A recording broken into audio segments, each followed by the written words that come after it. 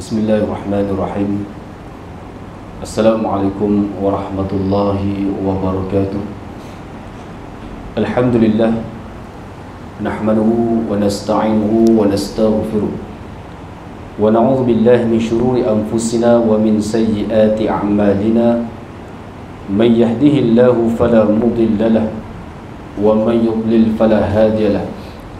Asyhadu an la ilaha illallah wahdahu la syarika lahu wa asyhadu anna Muhammadan abduhu wa rasuluh. Allahumma ya muallima Ibrahim al-hikmata 'allimna, ya mufahhima Sulaiman fahhimna fafahamnaha Sulaiman, wa kullan atayna hukman wa 'ilma wa sakharna ma'a Dawud al-jibala yusabbihna wat-tayr wa kunna fa'ilin ya rabb Sulaiman wa ya rabb Ibrahim wa ya rabb Musa wa Isa wa ya rabb Muhammadin sallallahu alaihi wasallam. Allahumma akhrijna min zulumatil jahli wan nisyan bi rahmatika ya arhamar rahimin. Allahumma zidna ilma warzuqna fahma bi rahmatika ya arhamar rahimin. Allahumma nawwirna bi nuri ilmik wa ab'idna an-nisyan. Allahumma arzuqna fahman nabiyyin wa hifzal mursalin. Allahumma faqihna fid din wa 'allimna ta'wil. Allahumma la sahla illa ma ja'altahu sahla wa anta taj'alul hazna idza syi'ta sahla. Rabbana yassir wa la tu'assir fa inna taysira likulli 'asirin 'alaika yasir. Allahumma tammim bil khair bi rahmatika ya arhamar rahimin. Rabbi shrah li sadri wa yassir li amri wahlul 'uqdatam min lisani yafqahu qawli. Allahumma shalli 'ala sayyidina Muhammad tibbil qulubi wa dawaiha wa afiyatil abdan wa shifaiha wa nuril absar wa diyaiha wa ala alihi wa sahbihi wa barik wa sallim, amma ba'd.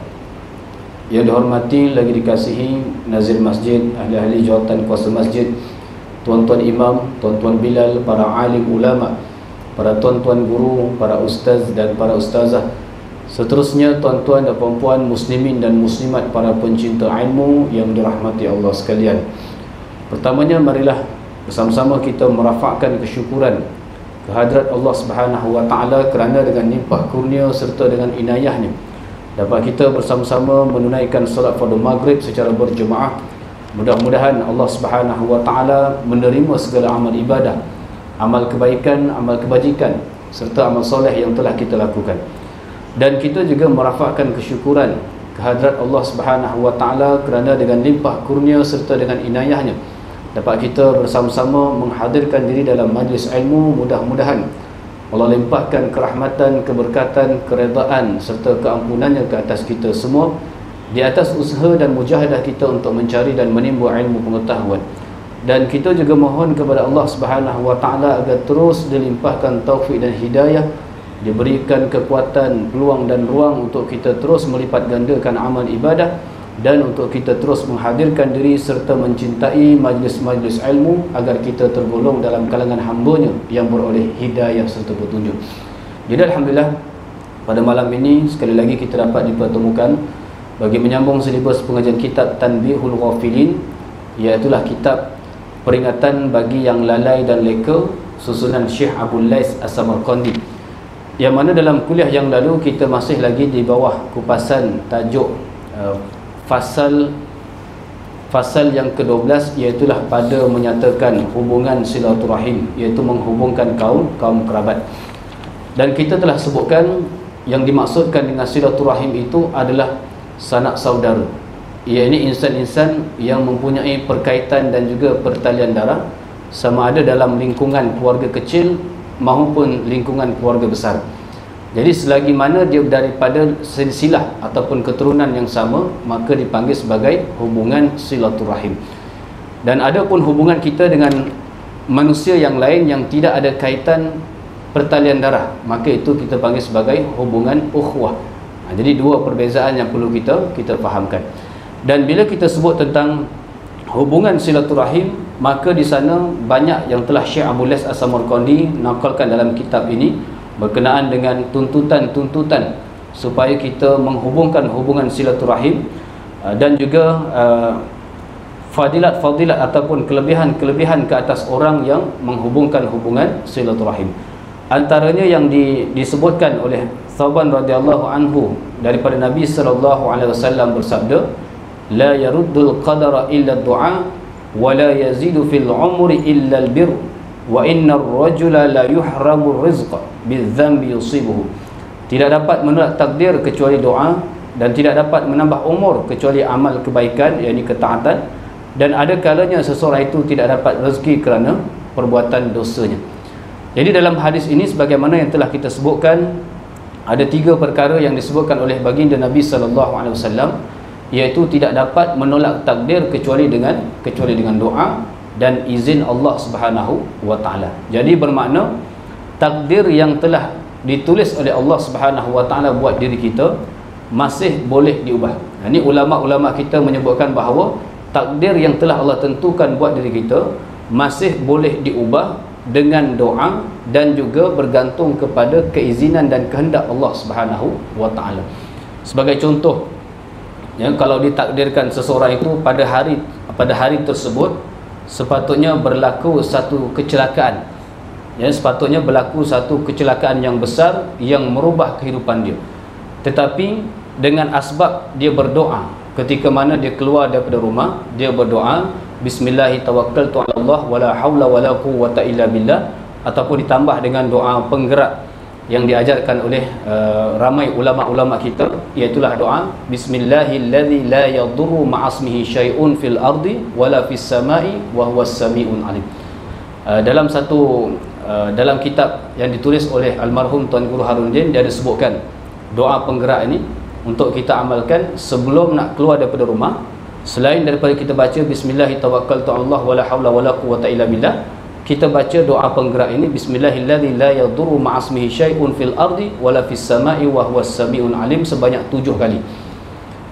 Ketika kita membacanya sebanyak 7 kali secara berturut-turut, seandainya waktu kita sedang baca tiba-tiba ada gangguan, bukan gangguan makhluk halus, maksudnya contoh tengah baca belum cukup 7 kali ni, tiba-tiba ada orang call, maksudnya terganggulah bacaan tadi tu, tak sempat nak berturut-turut, ada orang call ataupun ada orang panggil, ataupun berlaku sesuatu yang mengalihkan perhatian kita sehingga kita terputus bacaan tadi, tak sempat nak baca 7 kali berturut-turut, maka almarhum Tuan Guru sebut batalkan dulu niat untuk keluar, ataupun tangguh dulu niat untuk keluar. Mungkin ada sesuatu yang bakal berlaku yang Allah Subhanahu wa taala berikan petunjuk melalui amalan-amalan yang kita bacakan tadi. Itu antara fadilat doa penggerak. Dan ada juga doa itu disertakan dalam susunan alim ulama kita, iaitulah bacaan bismillah 5, ya, bismillahirrahmanirrahim, bismillahirrahmanirrahim, bismillahilkafi, bismillahilmuafi, bismillahilladzi la yadurru ma'asmihi syai'un fil ardi wala fis samai wa huwas samiun alim. Jadi bismillah 5 ini antara fadilatnya yang ulama-ulama kita telah susun dan ulama-ulama kita telah diberikan ilham oleh Allah Subhanahu wa taala. Antara fadilat bismillah 5 ini adalah untuk membatalkan sihir, terutamanya santau, ya, sebab santau ni dia antara benda yang boleh jadi siapa-siapa je boleh kena. Ada seorang tu dia pernah terlibat dalam keilmuan santau ni lah. Dia kata nak buat santau tu dia kena duduk di satu simpang 3. Dekat hujung simpang 3 tu dia kena taruh ramuan santau yang telah dipelajari daripada gurunya. Antaranya digunakan rebung, kemudian digunakanlah bahan-bahan sekian-sekian, semua dicampur, diletakkan dalam bekas, kemudian diduduk di hujung simpang. Maksudnya simpang 3 yang tak ramai orang lalu. Kemudian ditutup dengan kain. Ini antara pengakuan salah seorang daripada bomoh yang mengamalkan santau. Jadi dia dah telah bertaubat. Jadi diceritakanlah kisah bagaimana perbuatan tersebut dilakukan. Jadi dia kata ditutup dengan kain. Dalam pukul 3 pagi, setelah dia membaca mantra, diulang-ulang mantra tersebut, kain tu dia akan terangkat. Maksudnya ada makhluk haluslah yang mengangkat kain tersebut. Dan bila kain tu terangkat sebagai isyarat bahawa ramuannya tadi tu telah pun matang, jadi dia boleh ambil dan dia boleh gunakan.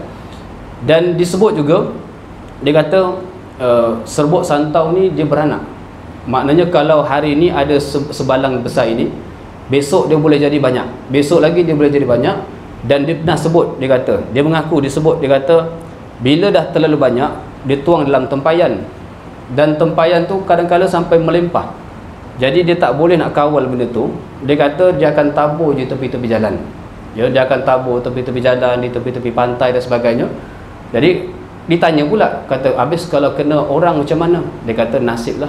Dia tak peduli dah, dia tak kira dah orang tu kena ke siapa, kena ke sanak saudara dia kena ke. Yang penting dia dapat kontrol dia punya pengembangan barang-barang santau tadi tu. Jadi maknanya siapa-siapa je boleh kena, ya, dengan izin Allah Subhanahu wa taala. Jadi antara benteng untuk kita menghindarkan diri kita daripada terkena santau ini ialah dengan mengamalkan bismillah 5. Ya, ada banyak beberapa pengalaman guru-guru kita dalam mengamalkan bismillah 5 ini. Ya, jadi insya-Allah santau tu tidak akan terkena pada dirinya. Itu antara fadilat dan juga kelebihan doa penggerak. Baik. Jadi tidak dapat menolak takdir. Kalau contoh sepatutnya pada hari itu takdir dia berlaku satu kemalangan, kecelakaan yang besar menyebabkan kesusahan dalam kehidupan dia. Contoh seperti berlaku kemalangan, patah kaki sepatutnya, dan seumur hidup dia berjalan dalam keadaan tidak sempurna. Ini contoh. Tetapi dengan berkat doa dan dengan izin Allah Subhanahu wa taala diamalkan, keluar daripada rumah dia baca doa pelindung, doa penggerak dan sebagainya. Allah Subhanahu wa taala berkehendak untuk mengubah daripada takdir yang asalnya tadi sepatutnya teruk berlaku kemalangan, tetapi mungkin antara dua, sama ada dia terhindar terus daripada kecelakaan, ataupun berlaku juga kecelakaan ataupun musibah ataupun kesusahan ataupun kepayahan yang ringan kesannya. Sebagai contoh tadi, sepatutnya kalau dia tak baca doa, tak baca apa, dia keluar rumah, dia start motor, dia terus jalan, bom, berlaku kecelakaan, wal'iyazbillah. Tetapi disebabkan dia membaca doa, lalu Allah berkehendak untuk mengubah takdirnya. Dia start motor 5-6 kali tak hidup, ya, maksudnya terlewat sedikit daripada sepatutnya dia bertolak, ya. Jadi dia start motor 10 kali tak hidup, lalu dia pun tolaklah motor dia pergi ke bengkel. Dah terlewat lebih kurang sejam. Jadi dia tolak pergi bengkel, dia start dah repair semua, dia start baru hidup dan dia baru jalan. Jadi maksudnya lewat itu tadi, musibah ataupun kesusahan yang sedikit itu sebenarnya Allah hantar tujuannya untuk menghindarkan kita daripada musibah yang lebih besar. Sebab itu ulama-ulama sebut, sebesar mana pun musibah itu, sekecil mana pun musibah itu, kesusahan ke, kepayahan ke, walaupun tertusuk dengan duri, jangan kita cela musibah tersebut, ya. Jangan kita cela musibah, jangan kita hina, kenapa musibah ni berlaku ke atas diri aku, kenapa berlaku time ni lah motor nak start tak hidup, time ni lah tertusuk duri, time ni lah begitu dan sebagainya. Sebenarnya musibah yang kecil itu boleh jadi disebabkan Allah nak alih kita daripada musibah yang besar, asbab doa kita. Kalaupun tidak doa pada waktu itu, mungkin doa kita sebelum daripada ini, ya. Sebab doa ni Allah kabulkan bukan atas kehendak kita. Kalau ikut diri kita, memang kita nak waktu kita berdoa tu terus mustajab, itu kalau ikut kehendak kita. Tetapi kehendak Allah Subhanahu wa taala, Allah akan mustajabkan doa kita pada waktu yang paling sesuai untuk kita. Kita rasa sekarang lah waktu kita berdoa tu, kita rasa sekarang lah waktu yang paling sesuai, ya Allah. Padahal kita tak tahu waktu yang paling sesuai 10 tahun akan datang, yang kita pun tak tahu keadaan kita pada waktu itu macam mana. Tapi semua itu di dalam pengetahuan Allah Subhanahu wa taala. Jadi Allah mustajabkan. Sebab itu Syekh Ibn Atha'illah As-Sakandari, seorang ulama tasawuf terkenal yang menyusun kitab Al-Hikam, dia menyebut, janganlah kamu berputus asa tatkala kamu berdoa bersungguh-sungguh memohon kepada Allah namun belum bersua dengan kemustajaban doa. Maknanya kita dah berdoa bersungguh-sungguh, ya Allah, ya Tuhanku, kurniakanlah aku kesihatan, ya Allah, kurniakanlah aku sekian, masih belum mustajab doa kita. Setelah kita bersungguh-sungguh bertahun-tahun dah kita berdoa, ya Allah, ya Allah, ya Allah, tak dapat apa yang kita nak. Syekh Ibn Atha'illah As-Sakandari kata apa? Sesungguhnya Allah Maha mendengar akan doa hamba-hambanya dan menjamin akan memustajabkan doa hamba-hambanya. Yang sebagaimana wa qala rabbukum ud'uni astajib lakum, dan telah berkata Tuhanmu, ud'uni, doalah, mintalah kepada aku, astajib lakum, nescaya aku akan mustajabkan bagi kamu. Maknanya jaminan daripada Allah, Allah akan mustajabkan doa kita. Cuma Syekh Ibn Atha'illah As-Sakandari jelaskan bahawa kemustajaban doa itu adalah menurut kehendak Allah, bukan kehendak kita. dan menurut cara yang sesuai bagi Allah. Maksudnya Allah rasa maksudnya Allah kata inilah yang terbaik untuk kamu, bukan mengikut cara yang kita nak. Jadi kita serahkan kemustajaban doa itu kepada Allah Subhanahu wa taala.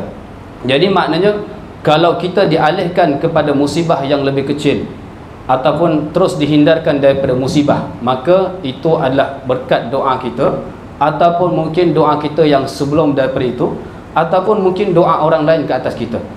Ya, contoh kalau kita keluar daripada rumah ya, naik motor, kemudian kita berhenti di traffic light. Waktu kita berhenti di traffic light, motor ni kan kita berada di barisan hadapan sekali, keliling kita tu semua kereta, motor, semua orang tengah menunggu. Jadi barangkali mungkin dalam kereta tu kita tak tahu orang sedang mendoakan kita. Ya, mungkin dalam kereta tu dia kata, ya Allah, semoga dipermudahkanlah urusan orang yang pergi kerja menaiki motor, orang yang pergi bekerja, keluar daripada awal pagi, merisikokan dirinya dan sebagainya untuk mencari nafkah untuk keluarganya. Ya, dia mendoakan kita dalam keadaan kita tak tahu.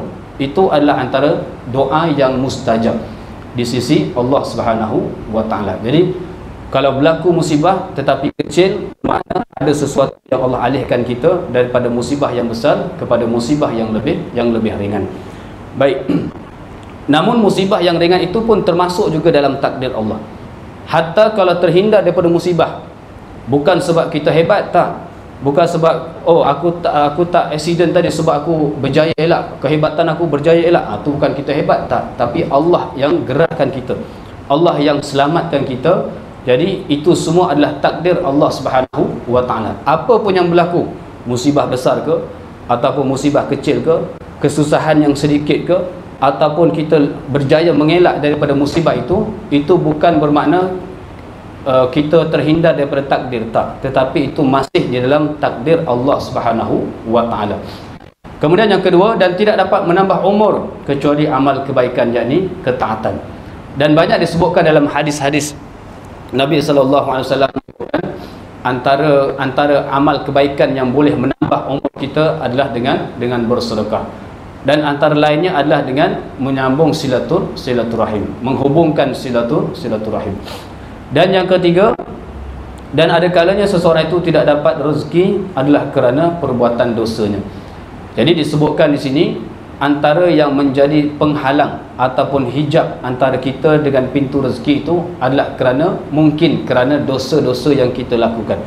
Jadi kalau kita terasa seperti sempit, ya, rasa macam rezeki kita sempit, rasa macam dunia kita sempit, kita rasa macam berlaku keserabutan dalam diri kita, ataupun kita rasa sering tak cukup, ya, maksudnya rezeki kita tak berkat dan sebagainya. Jadi kita amalkan satu doa ini yang dipanggil sebagai Sayyidul Istighfar. Ya, Sayyidul Istighfar ni doa dia panjang, istighfar, tetapi dia lebih panjang daripada istighfar yang biasa. Doanya, Allahumma anta rabbi la ilaha illa anta khalaqtani wa ana abduka wa ana ala ahdika wa wa'dika mastata'tu a'udzubika min syarri ma sana'tu abu'u laka bi ni'matika 'alayya wa abu'u laka bi dzunubika faghfirli innahu la yaghfiru dzunuba illa anta. Doa ni ada dalam buku maksurat, ya, cari dalam buku maksurat, ataupun zaman sekarang dah modern, type je kat Google tu, ya, Sayyidul Istighfar.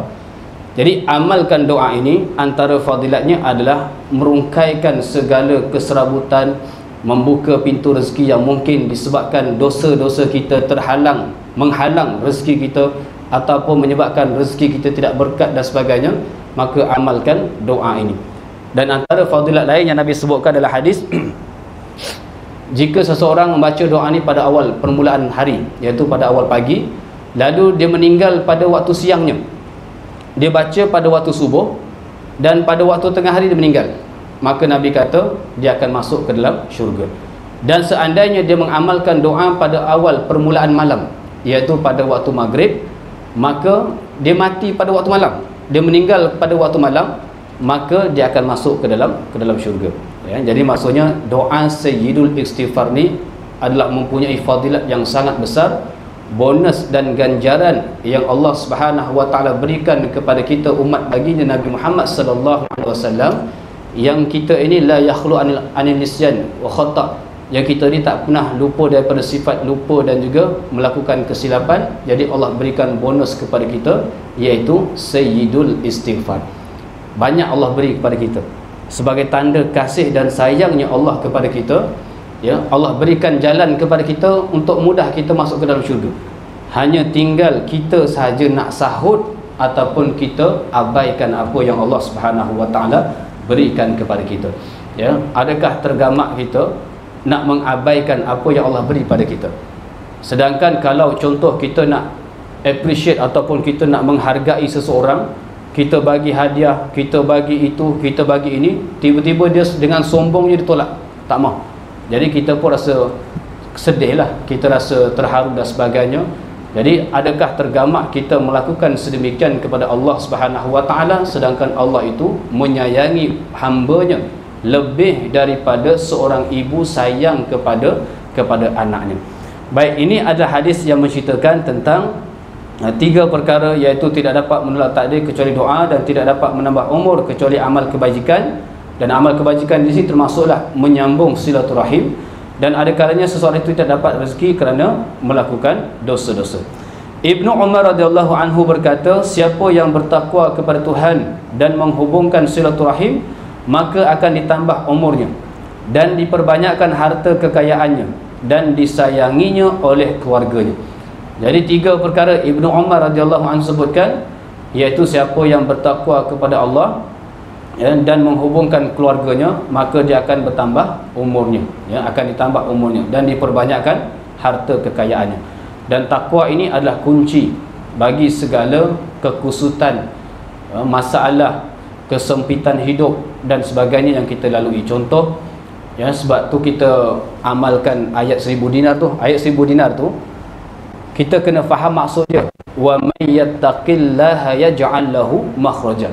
Siapa yang bertakwa kepada Allah, yaj'al lahu makhraja, Allah akan jadikan bagi diri dia jalan keluar. Jalan keluar daripada apa? Daripada masalah, daripada keserabutan, daripada kekusutan, daripada kesempitan, segala perkara yang mengganggu jiwa dan emosinya. Maka kalau dia bertakwa pada ketika itu adalah kunci. Maka Allah akan yaj'al lahu makhraja, Allah akan tunjukkan kepada dia jalan keluar. Itu yang dikehendaki daripada ayat tersebut. Bukannya kita gantung, ya, gantung dekat frame. Kalau nak buat frame tak ada masalah, ya, gantung frame dekat dalam rumah kita, wa may yattaqillaha yaj'al lahu makhraja. Tetapi gantung frame itu, biarlah frame itu menjadi peringatan buat kita. Ayat dekat frame tu, ya, menjadi peringatan buat kita. Contoh, waktu kita sedang menghadapi masalah keluarga, porak-poranda ke dan sebagainya, kita pandang frame tu, kita baca ayatnya, wa may yattaqillaha yaj'al lahu makhraja.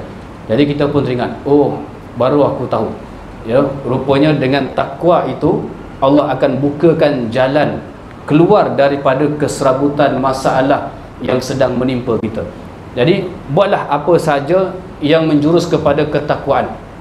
Jaga solat 5 waktu, baca Quran, solat sunat hajat, ya, kemudian kita bersedekah dan sebagainya, yang mana kesemua itu adalah bercirikan takwa.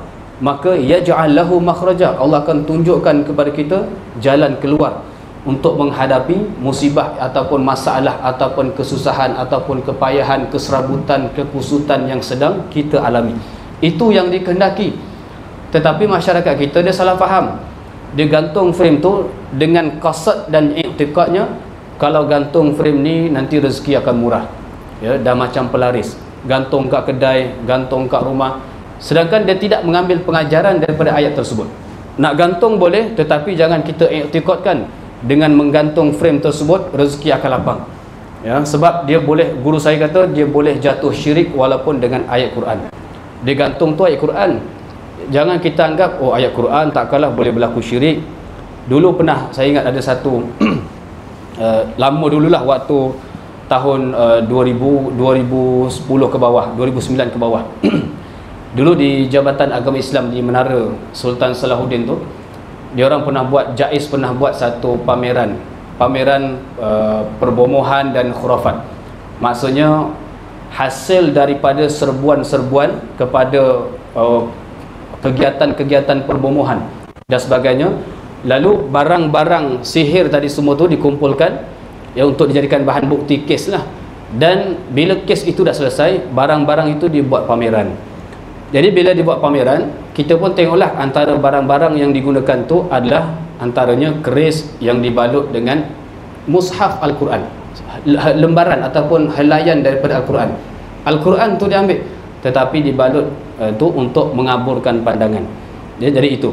Dan antara yang didedahkan oleh juga didedahkan oleh almarhum Tuan Guru Haruddin melalui sahabatnya yang telah bertaubat daripada kegiatan perbomohan, ya. Dia mengaku, dia kata memang dia beramal bomoh itu daripada awal. Maksudnya daripada dia kosong, dia belajar, dia menuntut, dia belajar, dia menuntut, sampailah akhirnya dia bertaubat. Kemudian dia berubat dengan almarhum. Kemudian dia pun ceritakanlah pengalaman dia dalam ilmu perbomohan ni. Dia kata apa? Dia kata, saya bermula jadi bomoh ni dengan Al-Quran. Terkejutlah kita, macam mana dia boleh jadi bomoh dengan Al-Quran?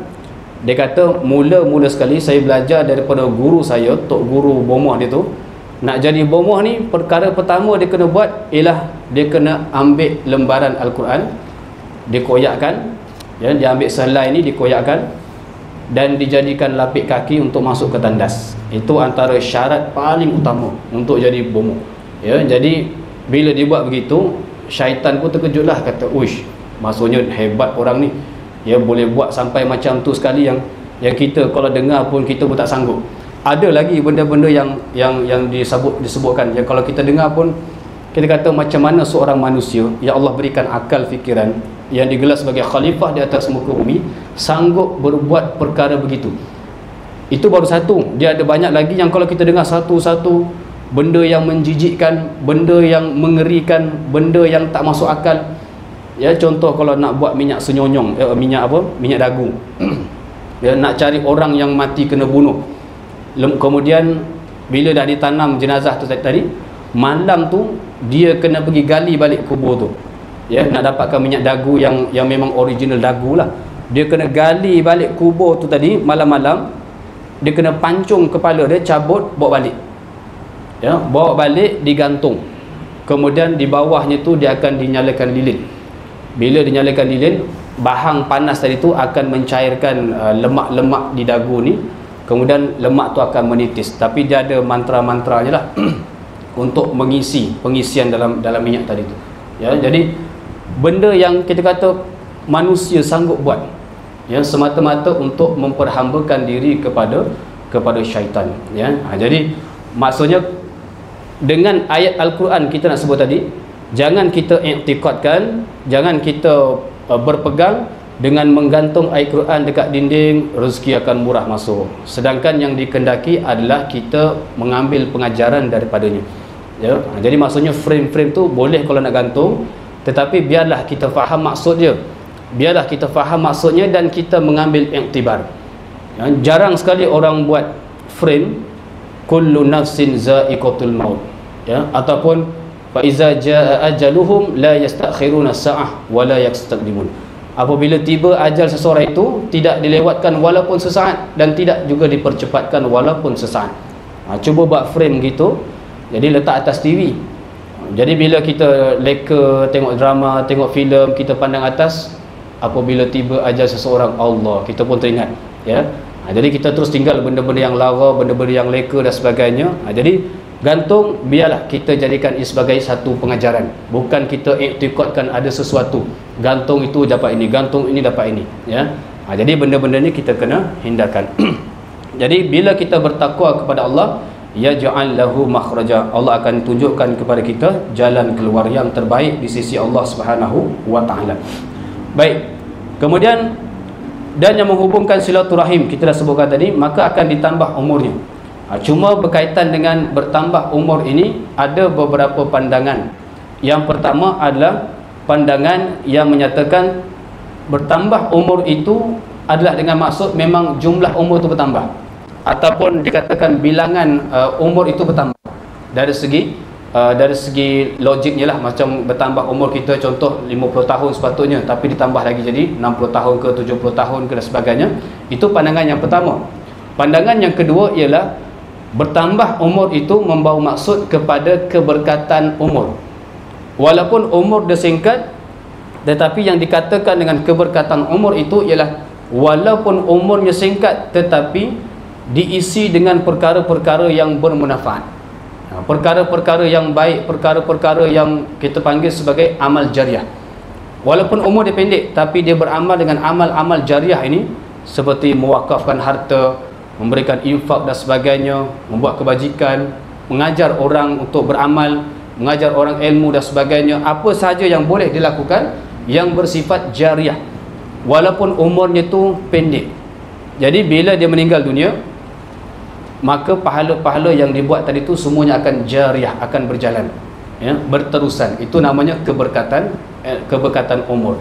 Yang ketiga, disebutkan dengan umur bertambah ini adalah dicatat terus pahalanya sesudah matinya. Macam kita sebutkan tadi lah, maka tercatat pahala sesudah mati itu sama dengan bertambah umurnya. Baik, Sa'id meriwayatkan dari Qatadah berkata Nabi SAW bersabda, ittaqullaha wasilul arham fa innahu abqa lakum fid dunya wa khairul lakum fil akhirah. Bertakwalah kamu kepada Allah dan hubungkanlah silaturahim, sebab yang demikian itu baik untukmu di akhirat dan lebih tetap bagimu di dunia. Jadi bila sebut hubungkan hubungan silaturahim, dia mesti akan diserta dengan bertakwa kepada Allah. Jadi maksudnya salah satu ciri bertakwa kepada Allah Subhanahu Wa Taala itu adalah dengan menghubungkan silaturahim. Tapi bagaimana pula kalau kita berusaha untuk menghubungkan silaturahim, tapi di pihak yang sebelah sana dia tak nak hubungkan silaturahim? Jadi disebut dalam yang sebelumnya ada satu hadis hadis yang sangat panjang yang diriwayatkan oleh Syekh Abu Lais As-Samarqandi, iaitu berkenaan dengan pengaduan Amr bin Al-As. Berkata, Abdullah bin Amr berkata kepada Nabi, dia kata, aku ada seorang keluarga ni, aku cuba untuk berbuat baik kepada dia, tetapi dia berbuat jahat kepada aku. Aku cuba untuk menghubungkan silaturahim, tapi dia memutuskan hubungan silaturahim.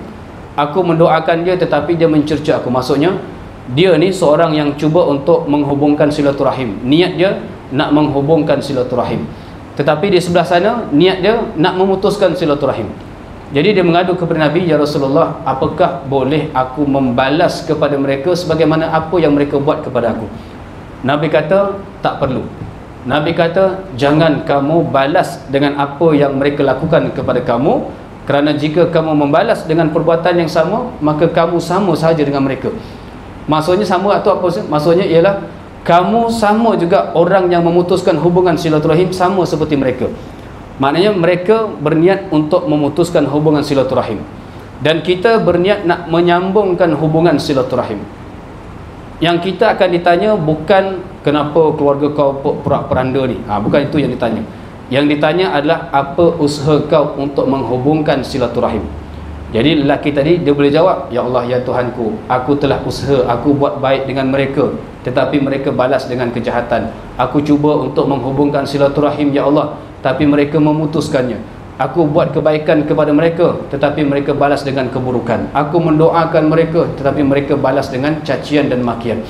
Jadi dia, bagi pihak dia telah ada usaha untuk menghubungkan silaturahim, maka dia akan mendapat fadilat-fadilat sebagaimana yang telah disebutkan. Tetapi bagi pihak yang memutuskan, yang tidak ada niat untuk menyambung silaturahim, maka dia akan dibalas oleh Allah Subhanahu Wa Taala bersesuaian dengan ancaman dan azab yang telah Allah sebutkan dalam hadis dan juga di dalam Al-Quran. Kemudian keterangan daripada hadis tadi, jika engkau mempunyai kerabat lalu tidak pergi kepadanya dengan kakimu dan tidak engkau tolong dengan hartamu, berarti engkau telah putuskan hubungannya.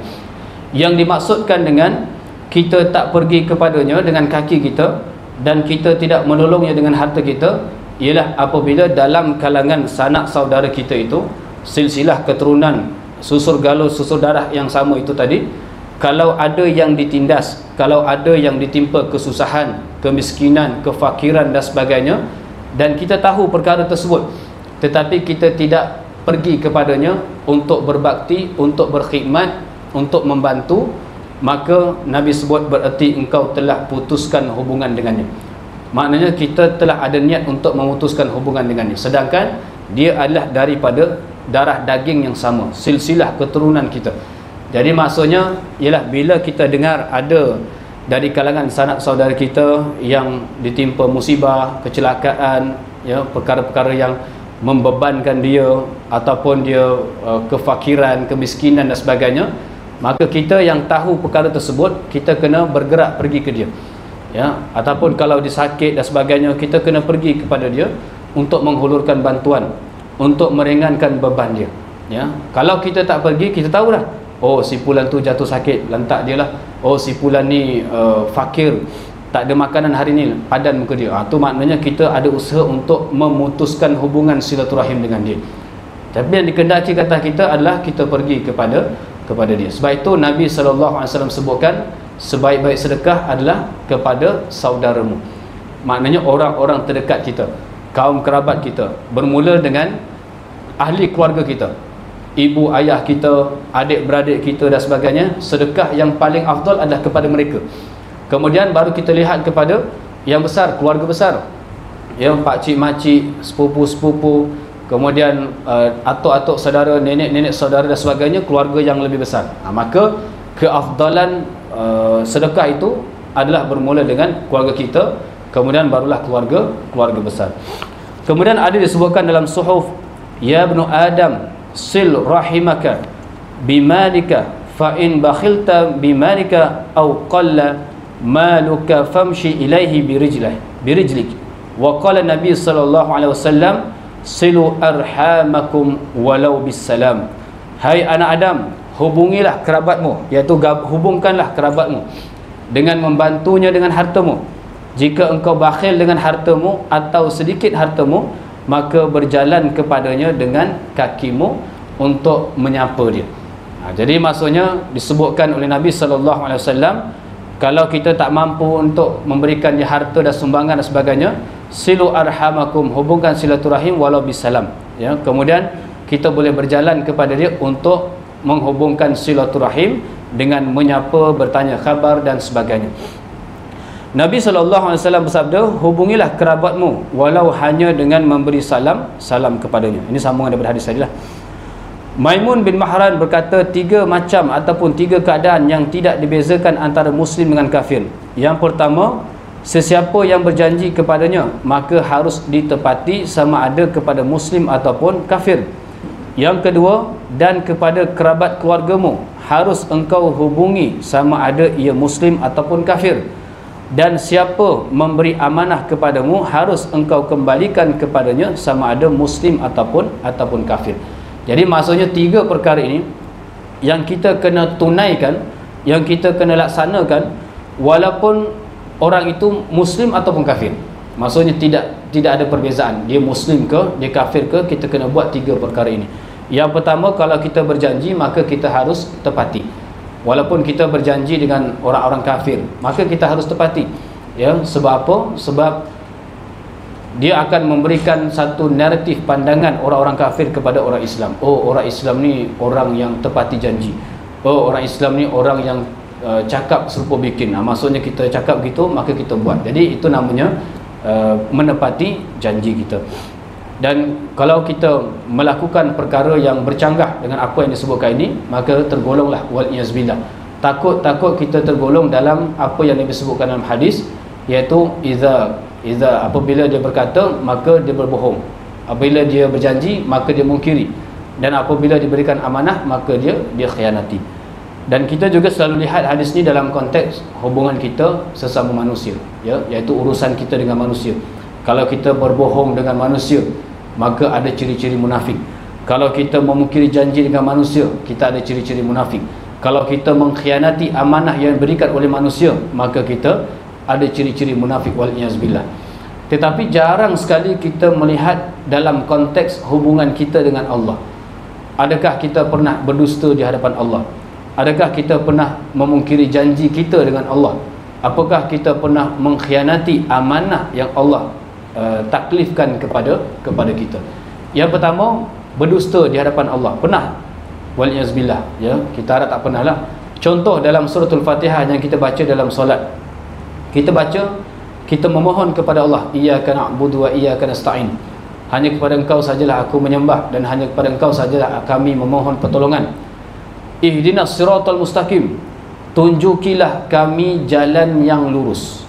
Kita minta kepada Allah, tunjukilah kami jalan yang lurus. Itu dalam solat tu, kita ayat itu seolah-olah macam kita merayu, ya Allah, ya Tuhanku, tunjukilah kami jalan yang benar, jalan yang lurus. Tapi bila di luar solat, kita melakukan sesuatu perkara yang bercanggah dengan apa yang kita baca dalam Al-Quran tadi, dalam surah Al-Fatihah. Dalam surah Al-Fatihah kita minta jalan yang lurus, tapi di luar daripada solat, maksudnya setelah kita selesai solat, kalau seseorang itu melakukan perbuatan keji dan mungkar, perbuatan yang menyimpang daripada apa yang disebutkan dalam solat tadi, maka bukankah itu dikira telah berdusta di hadapan Allah? Ya, berdusta di hadapan Allah, satu benda yang sangat besar, iaitu berdusta di hadapan Allah. Walaupun kita tahu, ya, sekali-kali Allah tidak pernah tertipu, tetapi perbuatan berdusta di hadapan Allah itu adalah satu perkara yang disebut sebagai mendustakan Allah. Jadi bila mana kita menyebut perkara yang bukan hakikat sebenarnya, ya, yang bukan hakikat sebenar.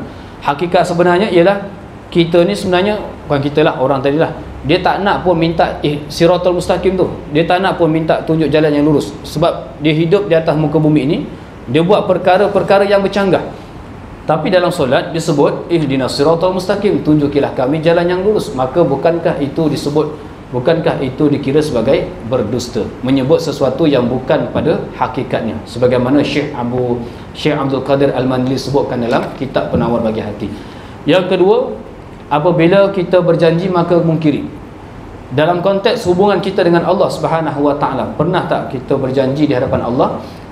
Ya, jadi ada beberapa perjanjian-perjanjian, antaranya yang kita pernah ungkapkan suatu ketika dahulu yang kita tak ingat pun, tapi Allah ingatkan kembali dalam Al-Quran, iaitu alastu birabbikum, bukankah aku ini Tuhan kamu? Kita pun beramai-ramailah sebut qalu bala syahidna, bahkan kami bersaksi engkaulah Tuhan kami.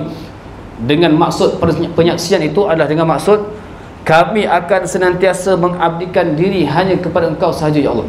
Ya, janji kita di hadapan Allah Subhanahu Wa Taala. Tapi bila kita dihidupkan di atas muka bumi, memanglah kita dah dilupakan dengan apa yang kita pernah sebut di alam roh.